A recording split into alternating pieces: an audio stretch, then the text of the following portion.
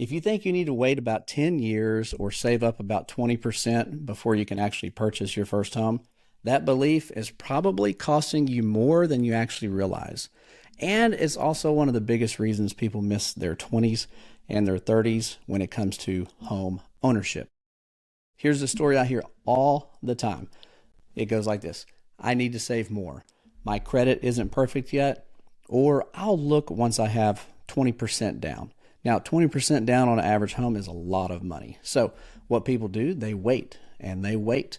And the finish line, it just kind of creeps further and further and further away.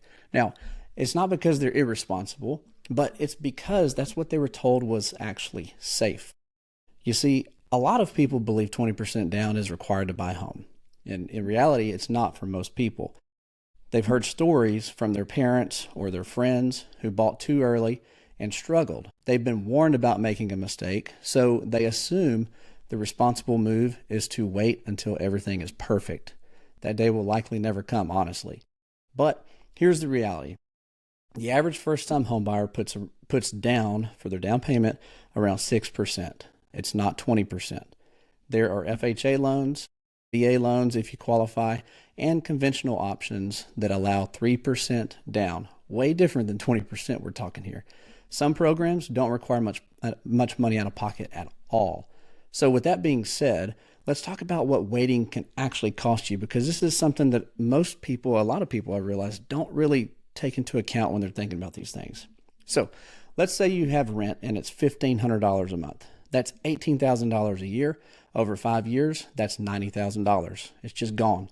No equity, no ownership, just rent. Now compare that to buying a $250,000 home with 3% down. That's it. Now I'm only talking down payment, not closing cost here, so let's not add that in here. That's $7,500, not $50,000, not $75,000. We're talking $7,500. Big difference from 20%. It'd be a lot more. And while you're renting and saving, home prices are typically rising about 3 to 5% per year, depending on your location.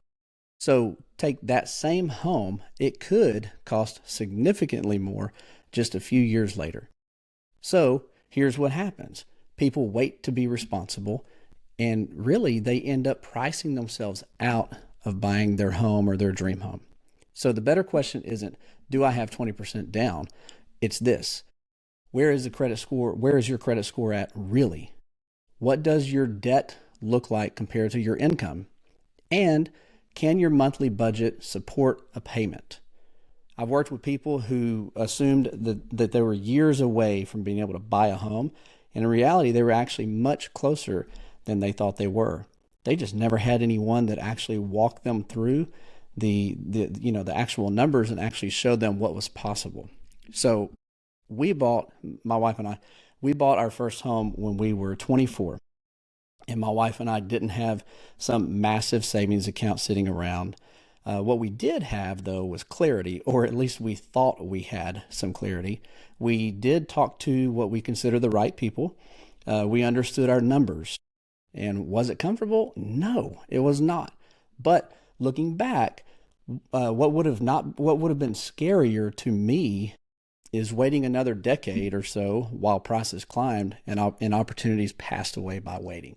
So here's the smarter approach. First, talk to a lender before you think you're ready. Like now, not when everything is perfect, because honestly, that day for many people will never come, and that's perfectly okay. Second, you need to learn what programs actually exist for home buyers, because most people, they don't miss out due to a lack of money. Now some do, but a lot of people don't. They actually miss out due to the lack of information. So that's where teaching comes in and education. And third, compare the real numbers. Your rent versus your realistic mortgage payment, a lot of times they're closer than people think. Sometimes I've had people buy houses that's actually cheaper than what their rent is. That's a big deal if you ask me. So I'm not saying that everyone should go out and buy a house tomorrow. If it's your time, then absolutely go for it. What I am saying is stop assuming that you're not ready just because you don't have a decade of savings or 20% down. What you need to do is get the real numbers ask the questions. And if you want help thinking this through, like how this applies to your situation, there's a link in the description, and all it is a short clarity call. If this helped you think differently about timing your first home, I break this stuff down here every week.